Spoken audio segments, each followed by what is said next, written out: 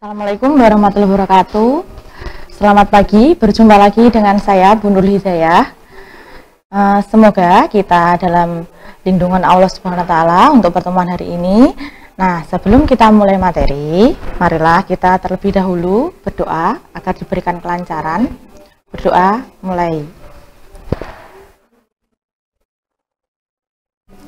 Amin. Nah, untuk pembelajaran seni budaya di bab 2 ini kita akan membahas tentang berkarya seni rupa 3 dimensi. Kemarin kita sudah membahas tentang karya seni rupa 2 dimensi, unsurnya, objeknya, dan proses berkaryanya. Sekarang yang akan kita bahas tentang berkarya seni rupa 3 dimensi. Sebelum kita ke materi, ini ada kompetensi dasarnya. Yang pertama, memahami bahan, media, teknik, dan proses berkarya seni rupa. Kedua, membuat karya seni rupa 3 dimensi berdasarkan melihat model.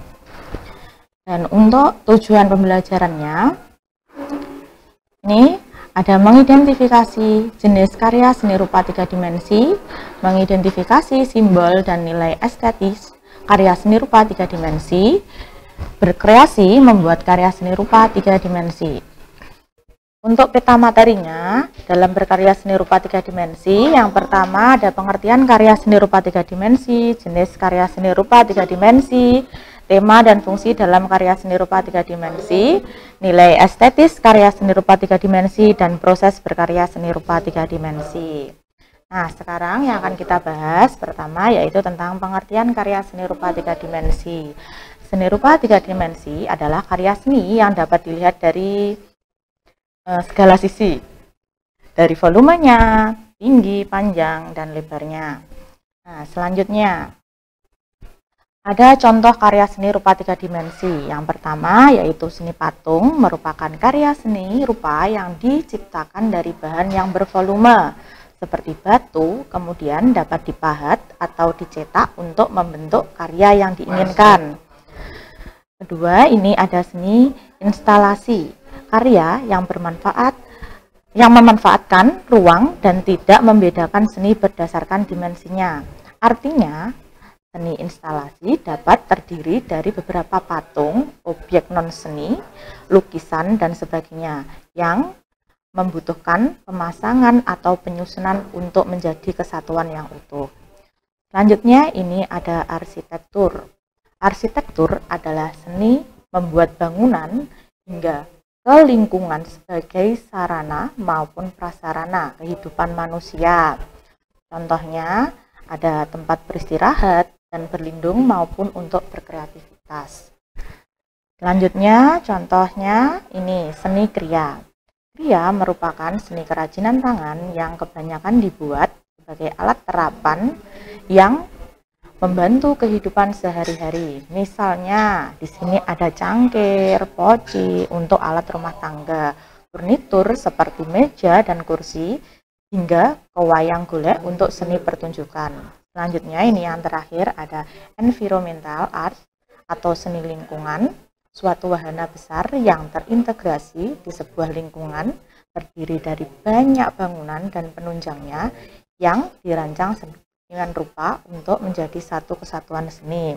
Contohnya ada Taman Impian Jaya Ancol, Kampung Bambu, dan sebagainya. Selanjutnya kita akan bahas tentang jenis karya seni rupa 3 dimensi. Ini karya seni rupa 3 dimensi dibagi berdasarkan fungsi dan tema. Kalau berdasarkan fungsinya itu ada 2 jenis, terapan dan murni. Kalau yang seni rupa terapan itu dibuat dengan tujuan yang lebih mengutamakan fungsi dan kenyamanan penggunanya. Sementara seni rupa murni adalah karya yang dibuat hanya untuk keindahan atau unsur estetis lainnya saja. Nih, kalau yang tema juga terbagi menjadi 2, eksplisit dan implisit. Kalau yang eksplisit selalu tampak secara kasat mata, sedangkan yang implisit lebih tampak secara tersirat.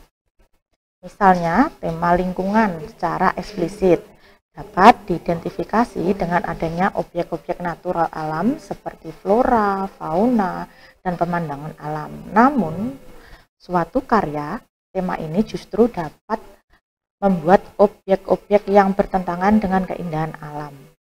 Walaupun begitu, pesan yang ingin disampaikan oleh seniman masih sama, yaitu kepedulian terhadap kelestarian lingkungan. Selanjutnya, tentang nilai estetis karya seni rupa 3 dimensi. Nilai estetis karya seni rupa 3 dimensi ini bersifat objektif dan subjektif. Nilai estetis objektif memandang keindahan sebuah karya seni rupa berada pada karya seni itu sendiri secara eksplisit atau kasat mata. Nah, selain itu, pandangan yang bersifat objektif akan menilai bagaimana keindahan fisik karya tersebut jika dinilai berdasarkan efektivitasnya dari penerapan unsur dan prinsip seni rupa yang digunakan. Keindahan semacam ini tersusun dari komposisi yang baik, perpaduan waktu harmonis, penempatan objek yang seimbang dan tampak menyatu. Nah, selanjutnya, secara subjektif, keindahan ditentukan oleh selera penikmatnya. Misalnya, ketika seseorang melihat karya abstrak, ia tidak begitu menarik dalam menilai keindahannya ataupun unsur rupanya pada karya tersebut.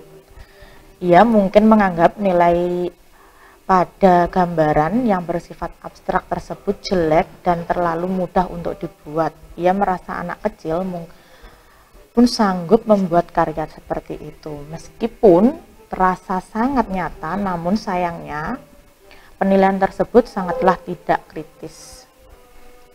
Nah, selanjutnya proses berkarya seni rupa 3 dimensi. Pembuatan karya seni rupa 3 dimensi ternyata dilakukan berdasarkan suatu proses berkarya. Tahapan ini berbeda tergantung dari karakteristik bahannya, teknik, dan alat yang digunakan untuk mewujudkan suatu karya tersebut. Namun, secara model umum, tahapan dalam berkarya seni 3 dimensi masih sama seperti karya seni lain umumnya, yaitu dimulai dengan adanya motivasi untuk berkarya. Motivasi tersebut dapat dibangun atau berasal dari dalam maupun luar diri senimannya. Nah, misalnya seniman sudah memiliki ide atau gagasan dan alasan falsafahnya kenapa ia ingin menciptakan karyanya, atau justru mendapatkan inspirasi dari pemandangan alam atau benda yang ada di sekitarnya. Ide atau gagasan berkarya seni rupa 3 dimensi dapat diperoleh dari beberapa sumber yang berbeda. Setelah itu, biasanya dilanjutkan pada tahap pemilihan bahan, media, alat, dan teknik yang dikuasai, atau justru ingin dicoba dalam eksplorasi sekaligus latihannya. Nah, selanjutnya ini ada video contoh berkarya seni rupa 3 dimensi. Silahkan kalian tonton, kalian simak dengan baik bagaimana caranya. Ini adalah video cara membuat tempat sampah yang lucu ya.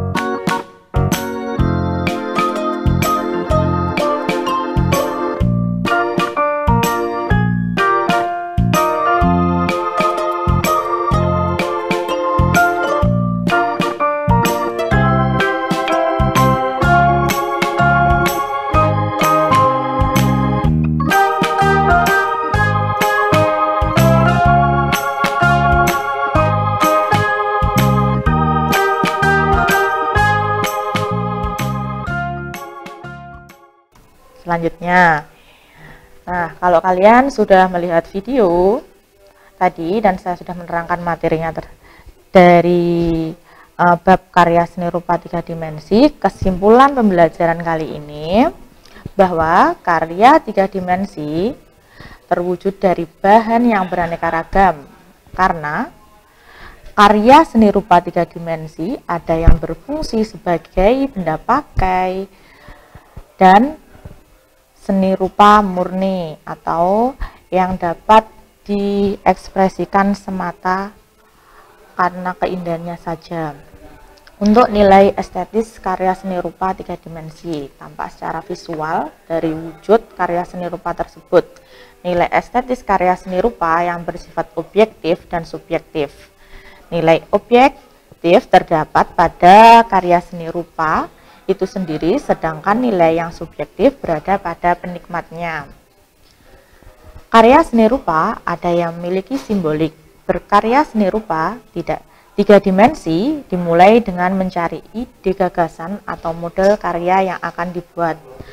Alasan kita memilih gagasan, model, hingga teknik berkarya dapat disebut sebagai konsep berkarya seni rupa 3 dimensi. Nah, selanjutnya ini ada tugas untuk kalian. Tugasnya, buatlah karya seni rupa 3 dimensi sesuai dengan kreativitas kalian. Nanti dikumpulkan waktu kita akan bertemu pelajaran luring ya.